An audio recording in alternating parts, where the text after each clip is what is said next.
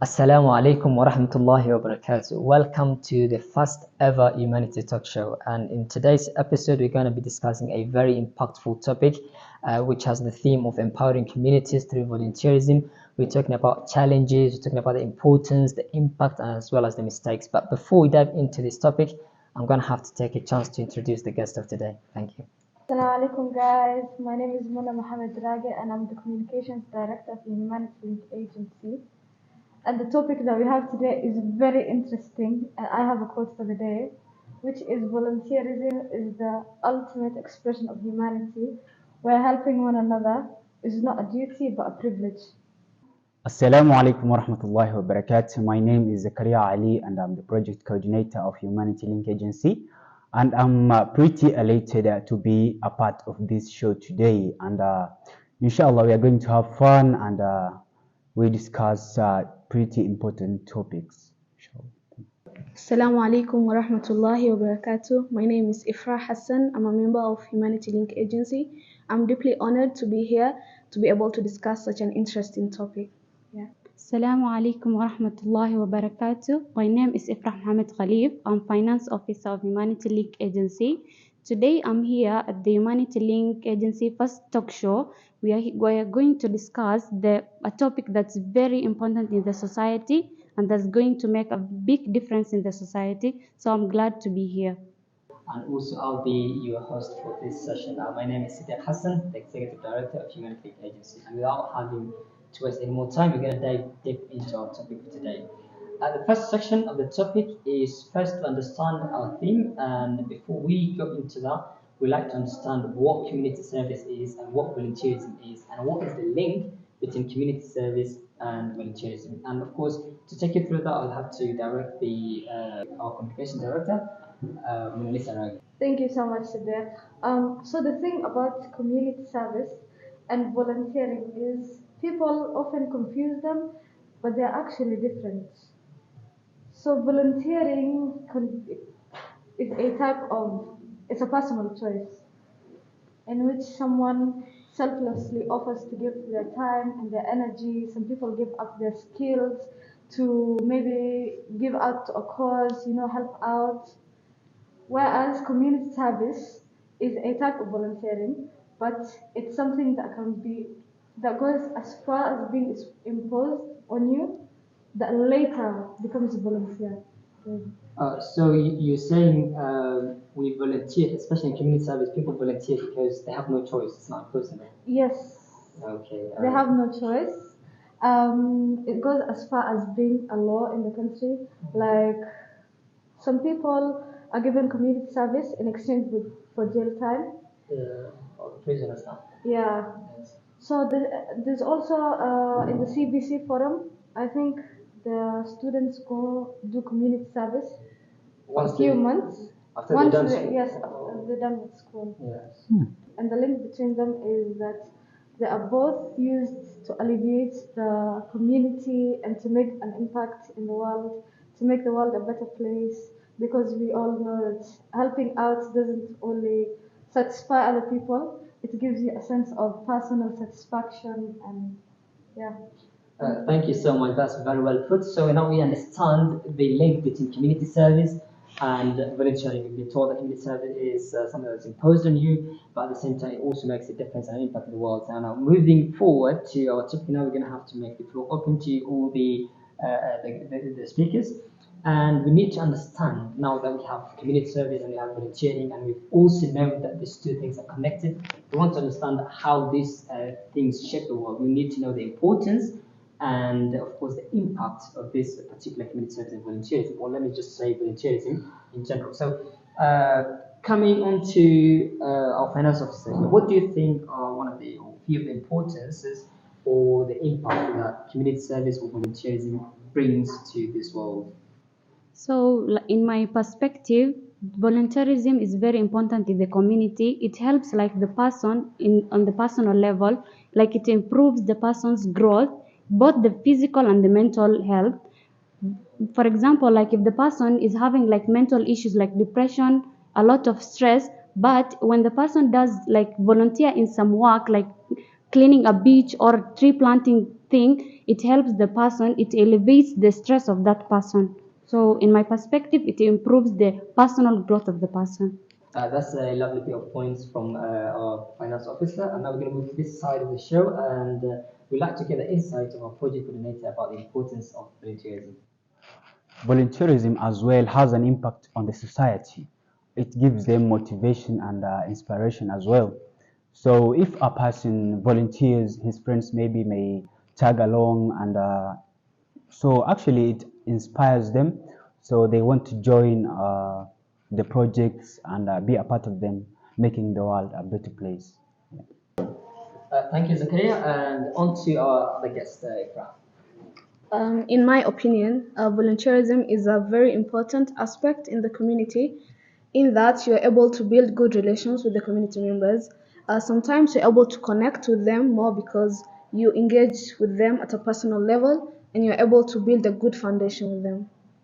I think volunteerism is also an important way to network. A lot of people have made various networks through volunteerism. I myself have made various networks through volunteerism. And even these people around Yes, here with and you today, everybody here. I've met everybody here through volunteering, and also it gives you a sense of belonging in the community. Now I feel like as though I'm part of something big. Beautiful. That's really great point. And coming back to our finance officer again, to say a few things. So, like in the society, it has a very good impact whereby it develops the community in a sense that it improves the service in the community. Like it helps if maybe if a person is volunteering in a hospital, in the hospital maybe they don't have a lot of workers, but if volunteers join the work, it elevates some of the burden from the health workers who are treating the patient at the same time handling the other services. So volunteerism is important in the society. It gives the community understanding and empathy. The more people try to engage in volunteering activities, they understand the challenges and the problems people face, so as to be easy with them and not to be hard going with them when they face with a difficult situation. Beautiful. And of course, in any given settings, in any given volunteering setting, we always have this kind of challenges that definitely must arise. And if the challenges they face while on the field or where they're trying to help, if the challenges themselves they do have at a personal level, if the challenge the community have that they're trying to address, they must be there. So we would like to take a few minutes to discuss what kind of challenges do volunteers go through in their volunteering processes. So, and to start with that, I would like to, of course, welcome again. There are a lot of challenges when you're volunteering. One of them can be you could find it hard for you to know which kind of project you can give your all because they're different volunteering projects, and that can be a challenge to the volunteers most of the time. So you're saying it's hard for some people to understand where they fit in that particular situation that they're volunteering, where it's the right place that they should be or the right place that they should volunteer. Is that the point? Yeah. Okay. That's what I'm trying to say exactly. Okay, thank you. Moving on to our communications director and to your more insight as well. So for me, CDev, I would like to give us a challenge that has been something that's very familiar with each and everyone over here. Yes. So the thing is, when we volunteer, especially when we go to volunteer in some place where people are having issues on their own, and nobody really cares about the volunteers, they take it out on the volunteers. Yes. And it gets personal, you know. This causes some type of stress in the volunteer. You know, you're there, you're not getting paid, this is you selflessly doing an act, and Someone takes it out on you. someone's taking it out on you. Yeah. So often this leads to Maybe getting neglecting your self-care. yeah, and being underappreciated. You're being underappreciated, and that causes you to stress out. Sometimes it can lead to burnout, you know. Definitely. And you can It's not sometimes, really good for the mental health, Yeah. basically, and that's a big challenge. which can also lead to neglecting yourself. To add on what Muna has said, some of the volunteers may be affected emotionally because they may be dealing with vulnerable members in the society. to add to the challenges faced by the volunteers, one of them is we as volunteers, maybe we come from a different place from the where the events are happening, and it's very difficult actually. We pay from our own pockets.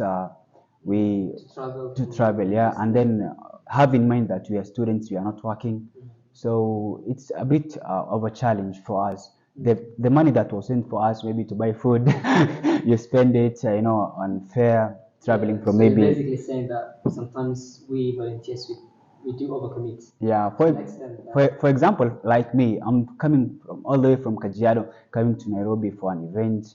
Yeah, go and back transport. Yeah, I'm just paying for myself. That is the money that I will have used maybe to eat lunch, supper. So Yeah. overcommitting is a challenge that volunteers do face. And Yeah. it's something that of course needs addressing. Thank you. And coming on to your finance officer. So another challenge volunteers face is like funding and resources for their initiatives.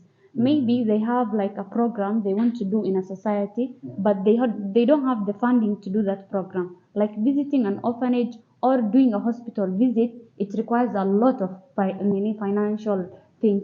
So that the funding things and all, they can't find it exactly at the same time. So it requires for the person to go all out, like start an initiative, make a poster, ask people for contribution, and then some people they will doubt your intention. They will tell you like maybe you're going to do this money with other things, you're not going to help this orphanage, or you're not going to do this hospital visit.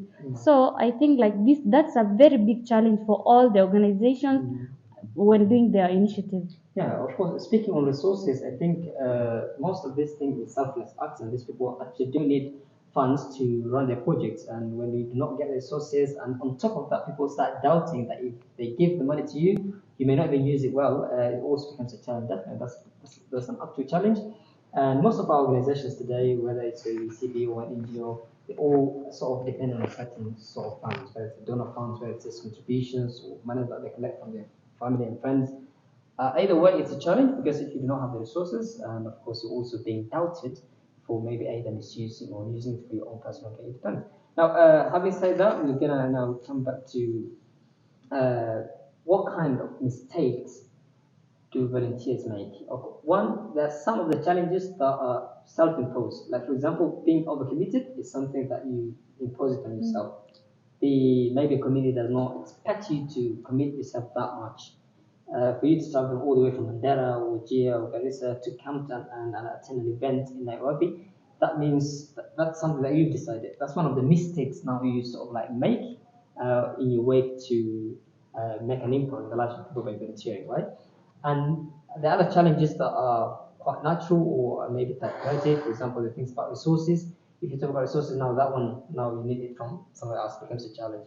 So what are the kind of mistakes these volunteers make when they are trying to do volunteer work? I think the biggest mistake a volunteer can do is go volunteer somewhere with different intentions. Yeah? I think we can all agree that volunteers don't always have the goodness of other people at heart. Sometimes it's for selfish reasons. Of course. Yeah. So, and I would like to take an example of, let's say, sheikhs coming to a country. Oh, the conference. Yes, there was a conference. Yes. And I think some of the volunteers were not there to help out. Yeah. Maybe some of them came with the intentions of meeting the sheikh, ambushing the sheikh. Yeah. So the biggest mistake you can do is coming with the wrong intentions. For selfish reasons, because volunteering is supposed to be a selfless act. And you're doing it for other people. It's supposed to be something you do for other people without you getting nothing out of it except personal satisfaction. Yeah. And I think it's really important that we understand what volunteerism actually is, because I'm not sure if we mentioned, but there are three things that count for a volunteer. First of all, this thing is voluntary. You're not getting any sort of appreciation, maybe appreciation, yes, but you're not getting any sort of gain, whether it's monetary or related stuff from it. Number two, it is something that you make it to your choice. Unlike community service, you're not imposed to do volunteerism. This is something you do. And thirdly, you also do it for other people. Well, in the long run, you might be meeting some few people, networking with them as a side, maybe let's say reward for it. But your initial internship is something that you're doing for the community. And if someone makes the mistake of maybe going there for different reasons, that becomes off target, innit? Exactly. So now we can move on to, let me go to this side of the show. I've been on this side for quite some time. And I'll have to come back to our precious member here, Madam Ifrah, to also say a few things about the kind of mistakes volunteers make. There are a lot of common mistakes.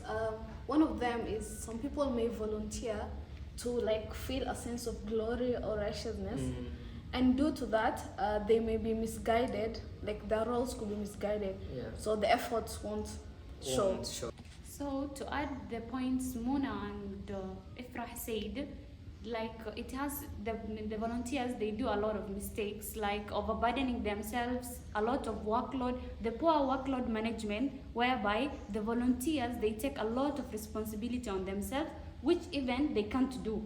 So the person takes like a lot of work. When the volunteerism works, the action starts. So the person will be like, I'll be doing the cooking stuff, like for an orphanage visit, the person will be like, I'll be doing the cooking stuff, the person who is doing like the transporting of stuff that are needed at the moment, the water management and all. So the person will take a lot of responsibility on himself or herself, thereby, they reduce the effectiveness of the other work.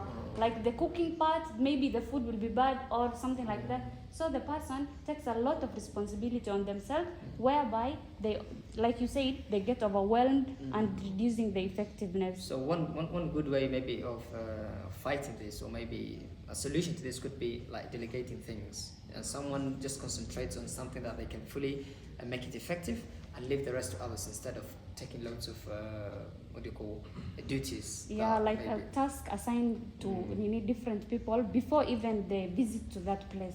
Like they assign the task to different things.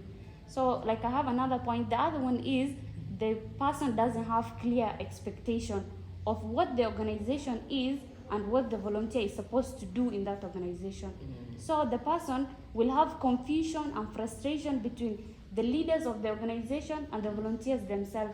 So the person doesn't know the objective, doesn't know the task that's needed for him or her to do at the moment. So the person will have like, they don't have that, if they don't have that clear expectation, the organization will have a lot of, like, it will bring a lot of issues. Okay, do you think this is the responsibility of only the volunteer to understand what the organization is about, or do you think the organization should have some sort of a manual or some sort of like explanation to the volunteers of what they expect the volunteers to do in a particular event? Do you think it's collective responsibility, or do you only think it's just a mistake made by volunteers alone? No, I think it's a collective responsibility for both the organization, those who, the founders, plus the volunteers who joined the organization. So like before even the person joins the organization, they should have like a manual or like a poster, orientation, to show like this is objective, the task you are like you have to do, something like that. So they should have like that. And also, of course, coming back to Ifrah, she has a point. A big mistake that mostly the volunteers do is assuming what the community members need. We are supposed to go research on whatever the community members are in need of, instead of just basing our assumptions on whatever we have in mind. So to add on that, I think I would like to kind of say that it's not a collective responsibility. It's a big mistake on the volunteers' part, because when you as a volunteer are called by an organization to do something, it's expected of you to have done the research. It's upon you. You must know, understand what you're signing up for. Exactly. You must take it upon yourself to prepare well, to kind of, prep the other volunteers. You guys should prep yourselves. Come with your research. You can't just blame someone. Okay, thank you so much. And of course, volunteers, of course, those who are watching, including I and all of us here, we're all volunteers, by the way, and we now know what kind of mistakes, of course, you need to avoid, the kind of challenges that we face. Of course, we also understand the challenges we all face. Now we are done with the challenges and the mistakes that volunteers make in the wake of volunteering for community projects. And now we're going to go to the question and answer session, like I said before. And this time, we're going to have one or two questions before we move to the final end of our conversation. So to start with the questions, I think our communication director, Mona Lisa, has a question to ask, of which we're going to have to respond collectively on both sides. It's not a debate, it's a discussion, yes, but of course we expect everyone to have something to respond to or a question to ask. Thank you. Now, back to Mona Lisa. So, and my question today is going to be directed at our finance officer. Oh, so you are directed at someone? Yes, I am. Shots fired, okay. So, and you know, some people argue that volunteers are people who have a lot of free time. How would you argue? I know why you directed that question to her. She's one of the busiest people in our volunteering circle, and it's a good question to ask her, so of course. The answer is no, because volunteerism is not only for the people who have free time, it is for the people who have even a busy schedule. Because for a person like me, I'm a student, I'm learning, so at the same time I will not have a lot of time in my schedule.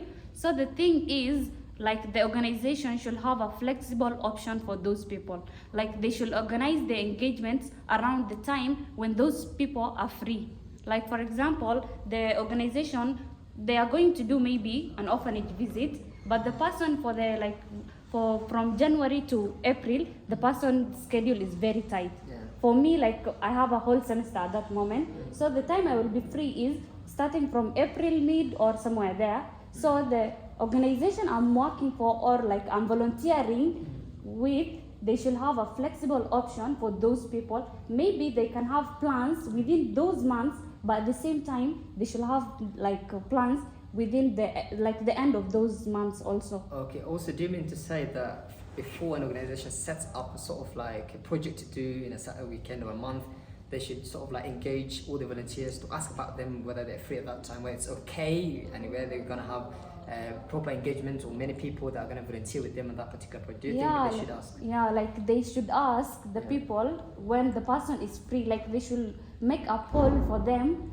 for the person to vote who is free starting from January to April and who is free from April. Like, and who is also free during the weekends. Okay. Like, some people, they are free during the weekends. They have like a specific, maybe that weekend the person is free. The coming week the person doesn't have any work to do. So the event should be on that weekend, or maybe at the end of the month, of those 3 months. If I could add on that, Ifrah, are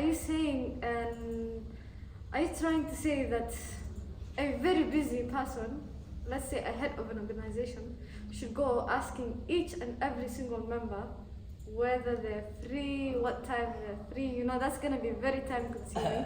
Because in an organization with almost over 100 people, what time do you have that you're going to ask everyone? I think it's important that obviously the organization sort of notices when they have enough people that can turn out for the event. So the point of them asking whether they're free is to know how many people that they can expect from the organization that would come for that event. Not because they want to know exactly if you're free and they want to bring along. No, they just want to know, okay, maybe for example, I could be free at that moment and I could be engaged somewhere else, right? But the reason why, for example, they ask is to know the kind of engagement they will have in that particular event. For example, if we have 100 people in the group and let's say 40 people are available and maybe your project needed around that number, you'd be okay to go ahead with it, right? I think that's how I understand the question and how I understand it. But of course, it's up to her to answer her way. So the way you said, it's not must for the head of organization to ask people, but the person can make a poll. Like I have said before, the person will make a poll, and it's not must like you ask everyone if you are free. It's not that you are going to bring those people along. Some people, even they are just there, they just want to contribute, but not joining the engagements of the organization. So for those people, the thing you do is, when you're asking at that moment, you need enough people for that event. Like maybe an orphanage visit, it needs a lot of people because there's a lot of work to be done there. But like a mentorship program, you don't need a lot of people. Yeah. So, Also, I think also you'll be checking. For example, sometimes when people are available, they can also contribute in other ways. Let's say, for example, people have like they have maybe used clothes or good clothes in good condition that would like to sort of donate to a particular orphanage, maybe. So if you somehow understand if they're free, it's important because they're gonna help with that donation. Because if they're not free, it's not easy for them to come and come and drop those particular donations. But anyways, we're gonna go to. I think we're gonna go back to the other Ifrah, our member here, who also has a question to ask. Before I ask the question, which is directed to the project coordinator, I would like to say at the end of the day, you're a volunteer and this takes a personal drive, and you should, however busy you are, you should fit some spare time for your volunteer work, because at the end of the day you'll feel a sense of accomplishment because you have done something for the community. Yeah? Brilliant. Yeah. So Now on to your question. Of course, you had a question for the project coordinator. Okay, so my question is, most of the people argue that volunteer work is only for those who are wealthy or privileged. How would you answer that? That's actually a big misconception. So naturally, the people who are volunteering, mostly they are not rich. They are just mostly people like us, so maybe medium. So it's not a matter of being wealthy or being poor. It's a matter of just giving your time, energy, and whatever you can help and get back to the community. That's just it. Yeah, It's definitely. not just a matter of money. Because I think this is something that comes from the heart of the person. It's not something that's decided by the amount of money you have, actually, because it's something that you've chose to do. You're trying to donate your time and energy to impact the community. Of course, does not require you to have loads of money. And yeah, what a nice response and what a great question. Now, anyone else who has a question to ask? Of course, she never fails to ask questions. I'm telling you, this is the finance officer, and we're back to her to ask another question. So before I ask the question Ifrah has asked, Zakaria responded very well, and it was an amazing answer. So the thing is, most of the organization nowadays, it's formed by college students, of which the college students, they receive money from their parents in forming those organizations. So it's not only for the wealthy people. So that's my take on that question. The other question is, whereby some people, they argue that it is not like the efforts of the people, they don't matter mostly. Like what they do, it's not effective in the society. The volunteers' work, it's not effective. So how can you respond to that one? I'm asking anyone that one. Okay, I think it's a good question. Of course, I think we've started when Mona Lisa Rage said something about people being underappreciated. And it happens, sometimes you cannot control the view of the people about you, right? Today you could be doing something absolutely beautiful, but someone out there will think that what you're doing, maybe you're doing it for show, maybe in your intention that was not the case, right?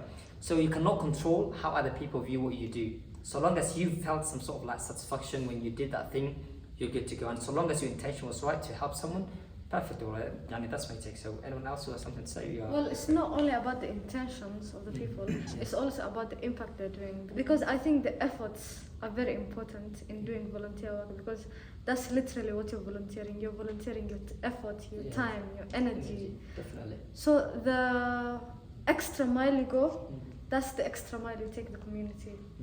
You can't just, be effortless and You're trying to help a community, of course. You have to have the energy. That's what she's trying to say. Now, we are now coming towards the end of our beautiful conversation, discussion, debate, call it whatever you want. I have a group of very talented guests today. I'm going to have to respond to them as guests because they're in my studio. This is my studio, figuratively. And I'm really glad to have them here. And of course, now that we're at the end of our conversation, of course, we're going to have to say one or two words as a form of our parting shot. But this, for me, has been a lovely discussion. Of course, I'm going to have to start this time from the left. I'm going to start from the project coordinator as we come and finish with our finance officer. So, Zakaria, it's your chance. Thank you once again for giving me this opportunity. For my closure, I'd like to say this has been a very beautiful discussion, and I really enjoyed it very well, and I'm glad I was here and to be a part of this talk show. Brilliant. Thank you. on to our communication director. Well, for me, this has been a very fruitful discussion.